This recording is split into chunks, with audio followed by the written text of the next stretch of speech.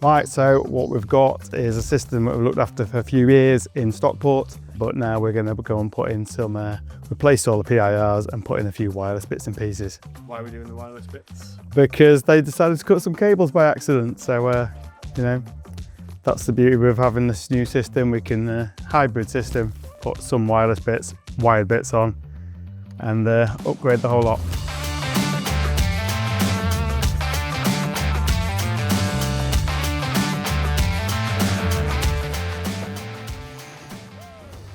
So, old box in there.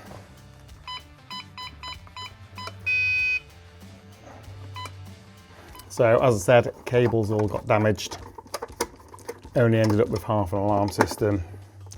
So we're upgrading it, putting wireless bits on, and all connected up to the Risco app. As per usual, you always end up dropping screws when you take these lids off. You can see, a bit of a mess where we've already disconnected quite a few cables that got damaged. They will all come out the way. To be fair, nearly all the ones that go down and that way got damaged. Anything that went that way or up are perfectly fine. I'm going to go outside and shut the siren up in a sec because it's going to start getting bonkers.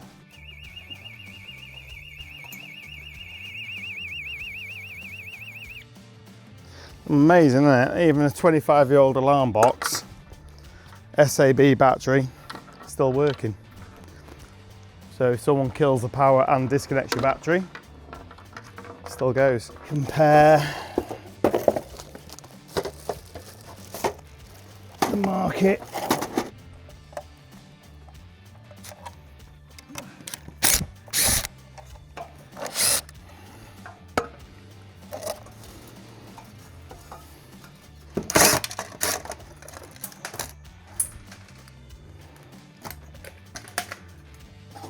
Compare your keypads.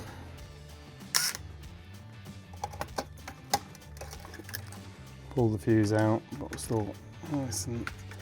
Get that out of the way. One dead alarm. Where's that one going? That one just appears from somewhere. I don't know where that goes. Must go behind the back of there. New box always comes with lots and lots of bits and pieces. First things first, tamper switch for the alarm. I just tend to empty it all out into the lid so I know where it all is then. Just so we can weigh up what's going where. I think that's going to go there, that can go underneath where the customer's happy for it to stay. Or we'll go there. If we actually take that right to the edge, we can bring the cables in nicely.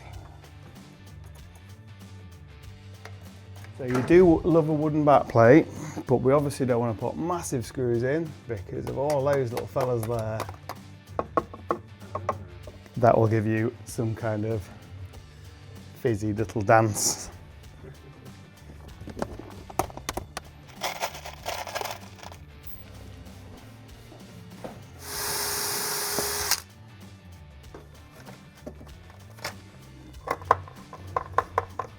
And that's why we pilot hold it so it goes in nice and easy. If only somebody would invent some kind of thing you could put on your eyes to help you see better, made like out of glass.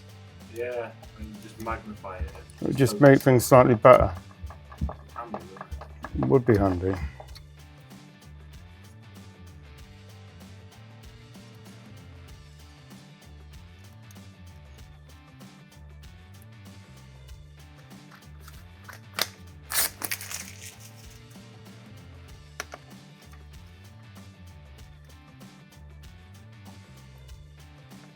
Tamper switch in, power, put them out of the way.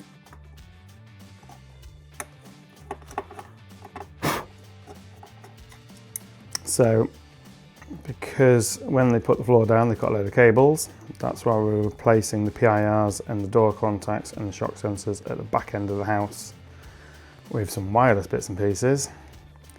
The wireless receiver just basically gets all the signals from there and tells the alarm panel what's what. So we just have 3 surviving sensors that weren't damaged. And then the others are going to be wireless. Doesn't seem like there's a lot of length on that cable. So we'll just unscrew them so we've got a bit more.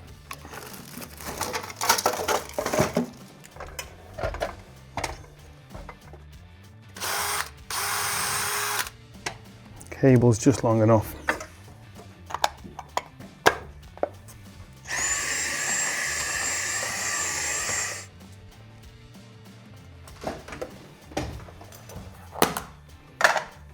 This one is one of the ones the cables were damaged to. So we don't have to worry about cutting the cables because they're already damaged. Again, it's been screwed into plastic with no raw plugs.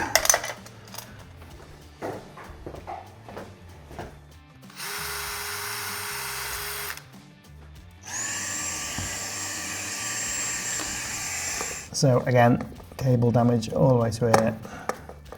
This is coming off. That's coming off. And we're going to put a shock sensor here. Which sort of maniac puts crossheads in one hole and flatheads in the other? Psychopaths do that.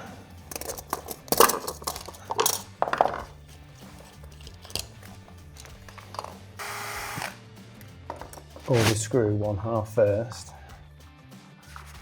and then you can make sure it's straight before you do the other pilot hole.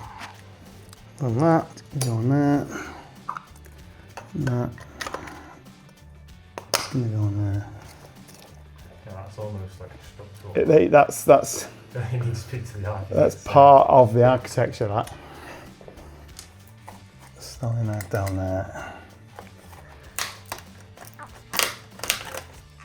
Ugh. That's not even attached, that's just almost part of the wall.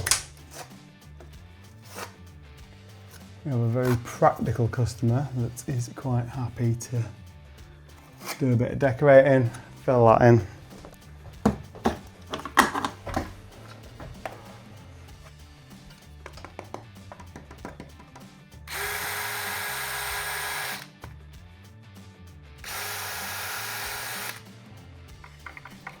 See, I can be left-handed as well.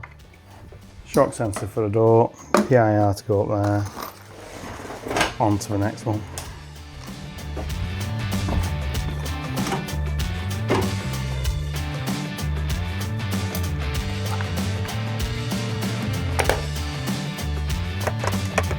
Right.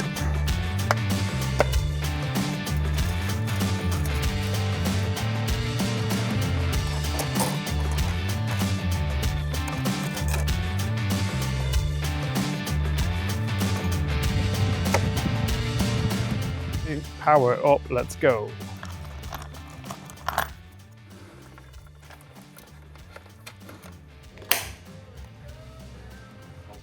So that one's on.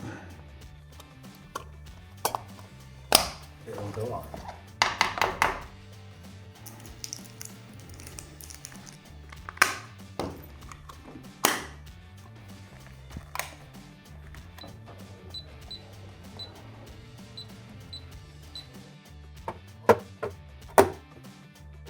Just a good job we moved it across.